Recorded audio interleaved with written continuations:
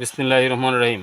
বিদেশি মদতপুষ্ট অপশক্তির বিরুদ্ধে বিপ্লবী ছাত্র সমন্বয়ক সহ সকল শিক্ষার্থী, অভিভাবক এবং জনসাধারণের দৃষ্টি আকর্ষণ করছি। আমরা সকলেই সজাগ থাকতে হবে। আমরা দেশকে অপশক্তির হাত থেকে মুক্ত করেছি বটে, কিন্তু কাউয়ার বাচ্চারা এখন দেশে অরাজকতার মাধ্যমে আমাদের নির্বাচিত উপদেষ্টা মণ্ডলীকে বিভ্রান্তি করার অপচেষ্টা চালিয়ে দেশকে অস্থিতিশীল করতে চাচ্ছে।